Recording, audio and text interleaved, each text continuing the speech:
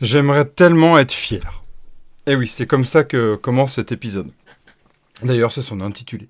Bienvenue sur cet épisode, ce nouvel épisode de Dev to Be Curious. Alors, on parle un peu moins de code en ce moment. Je suis plus dans une série de réflexions autour de notre métier. Et aujourd'hui, on va parler de fierté. La fierté d'être développeur, d'être développeuse. Et oui, c'est peut-être là le point le plus crucial. Comment être fier de son code à l'heure de ChatGPT ? Comment être fier de son code à l'heure de legacy code où on nous impose d'aller vite et d'engendrer un maximum de dettes techniques? C'est vraiment ces questions-là, en fait. Ces questions qui peuvent nous guider ou peut-être nous hanter en tant que développeur, développeuse. Alors déjà, ça veut dire quoi être fier de son code, être fier de ce qu'on fait? Déjà, la fierté, je trouve que ça amène beaucoup sur, notre identité, mais aussi, deux, de ce qu'on fait et de ce qu'on croit faire. Donc ça travaille beaucoup sur tous les axes de la confiance en soi, l'estime de soi, et je trouve que être fier, c'est un point qui est super grave le soir de dire «Ah ouais, j'ai bien avancé, je suis content de ce que j'ai fait». Alors c'est aussi, ça peut être très large, ça peut être très large de se dire «Je suis fier de mon code, je suis fier de mon métier, je suis fier de ce que je fais». Donc si on commence général, fier de son métier, c'est essayer de se dire à quoi ça sert notre métier. Et là, je vais parler un peu de cette histoire, vous la connaissez peut-être, cette histoire de trois personnes qui se baladent lors d'un chantier autour d'une cathédrale, et le premier lui demande, la première personne lui demande, mais qu'est-ce que tu fais toi? Et la personne dit, vous savez, moi je taille des pierres, je fais ça à longueur de journée. Oh mais vous savez, faut bien vivre, il faut bien nourrir sa famille. Deuxième personne, on lui pose la même question, il dit moi regardez, c'est génial, je fais des pierres superbes, des pierres bien rectangulaires, des pierres bien losanges. Oh là là, je les soigne, c'est génial, j'adore faire ça, c'est super, elles sont vraiment magnifiques. Et la troisième personne, c'est bonjour, vous faites quoi? Pareil? Non, moi, monsieur, moi je construis une cathédrale. Et vous voyez que la fierté, elle n'est pas la même déjà, parce qu'on a une vision, on a un sens. On a un sens de ce qu'on fait. On a aussi cette question-là, qui sont vraiment sur vers où et pourquoi je le fais. Et déjà, travailler dans une entreprise où on peut se sentir fier, c'est aussi l'entreprise qui doit se sentir fière de ce qu'elle fait et de ce qu'elle apporte à ses clients, à ses clientes. Oui, on peut aller jusque-là. Donc c'est l'identité, c'est vraiment le sens, même, c'est au-dessus de même l'identité, c'est la mission de l'entreprise. Et donc du coup, on peut se l'appliquer à soi. Quelle est mon identité? Quelle est ma mission en tant que personne qui développe?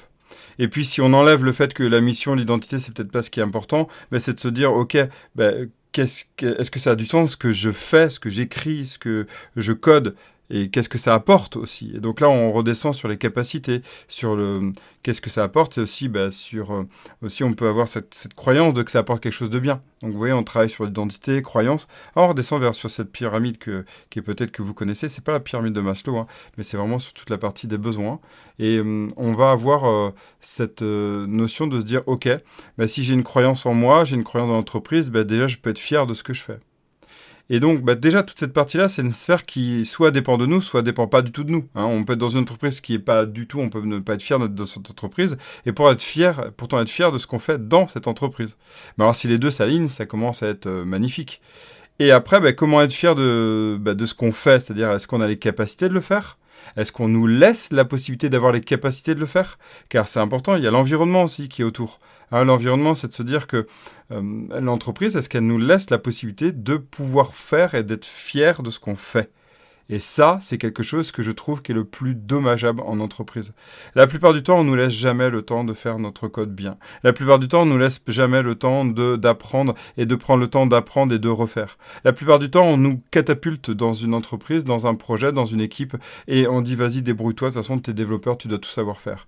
Et qu'est-ce que ça fait? Ça donne du code qui est moche, ça donne du code qui, même si on le veut bien, on nous dit qu'on est perfectionniste. Et oui, le perfectionnisme à tout va, c'est du n'importe quoi, c'est sûr et certain.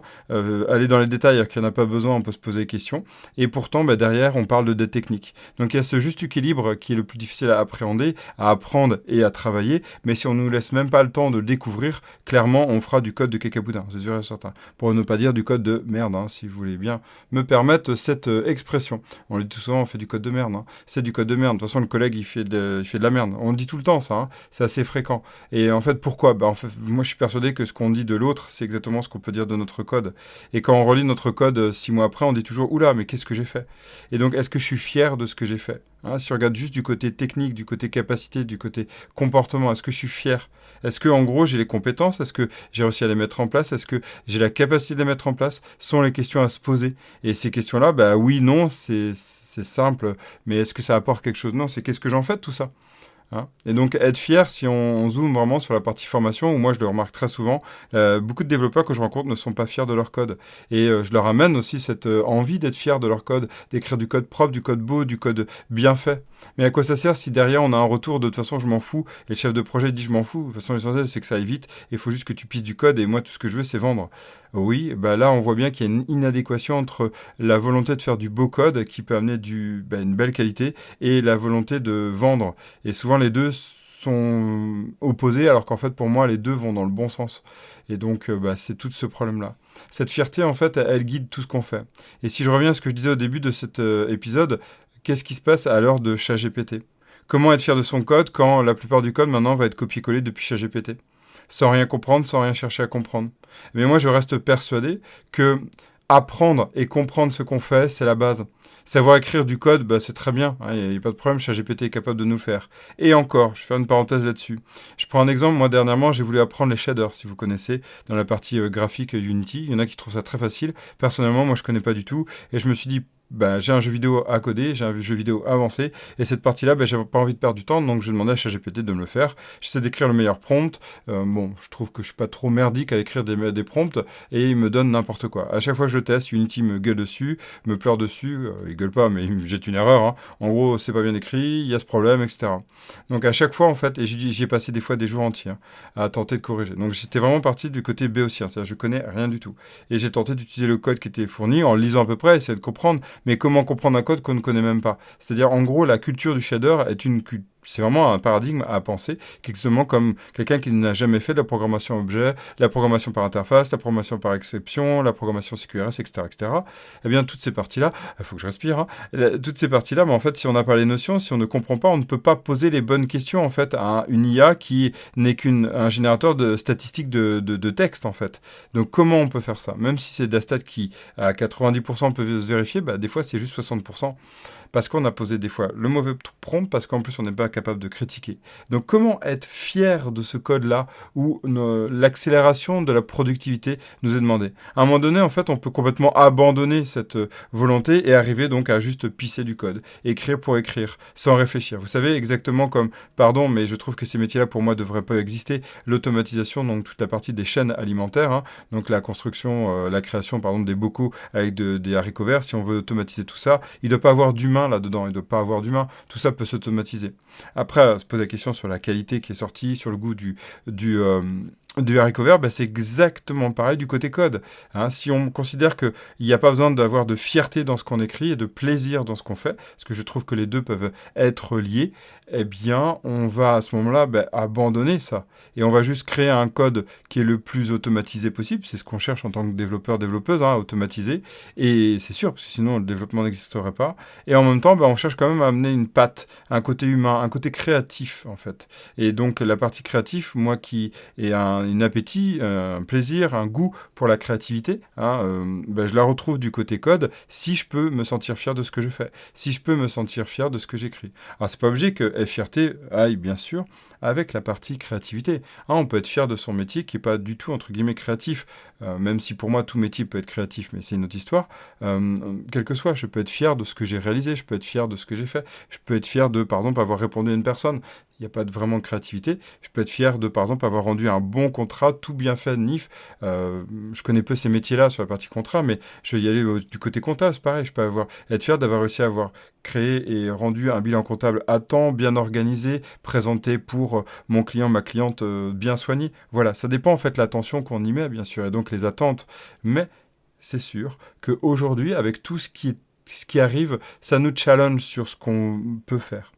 Et je trouve que avant même ça, et ça fait depuis 20 ans, 30 ans, moi ça fait depuis presque 25 ans donc que je vois ça, il y a des grandes difficultés à être fier de son code. On nous dit quoi faire, on nous dit comment, on nous dit qu'il faut aller vite, on nous presse toujours par le temps, etc. et ça s'accélère, et en fait on n'arrive pas à se poser pour dire qu'est-ce que je peux faire dans mon code? Qu'est-ce que je peux faire dans mon projet? Qu'est-ce que je peux faire avec mon équipe? Qu'est-ce que je peux faire dans mon entreprise pour être fier de ce que je fais, pour être fier de ce que j'écris?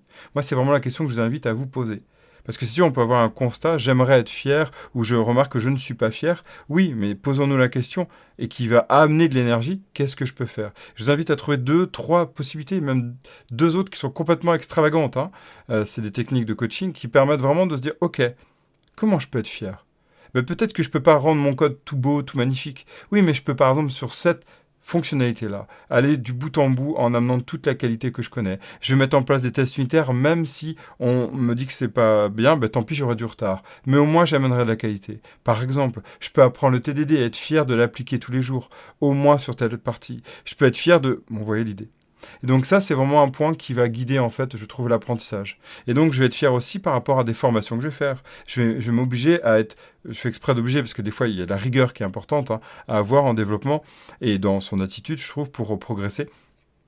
Eh bien, je peux être fier aussi parce que j'ai dépassé mes habitudes et je suis allé vers une nouvelle zone de confort. Hein. L'idée, c'est pas de dire sortir de sa zone de confort. Hein. C'est une bêtise, c'est plutôt se dire je vais aller vers une nouvelle zone de confort. Je vais simplement agrandir ma zone de confort. Et je trouve que déjà, ça donne plus envie. Eh bien, pareil, la fierté va être là aussi. Tiens, j'ai dépassé ça du côté code. Je suis allé voir la façon de programmer fonctionnelle. J'ai compris les observables. J'ai vraiment compris cette fois-ci. J'ai osé utiliser les observables alors que d'habitude, je fais que de pester dessus. HTML que j'aime pas, clin d'œil à moi-même, hein, private joke.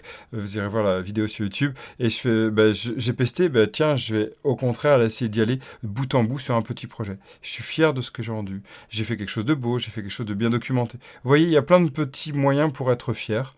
Mais c'est sûr que si l'équipe, si l'entreprise et donc le projet, s'il n'y a pas cette culture de la fierté, eh bien, et donc du plaisir aussi à faire ce qu'on fait, d'autoriser à prendre du temps pour bien le faire, clairement, eh bien, ça va se ressentir, c'est l'environnement, hein, ça va se ressentir sur tous les étages jusqu'à la mission. Et donc, ça va détruire tout, je trouve, le sens et l'envie et la mission de ce qu'on fait.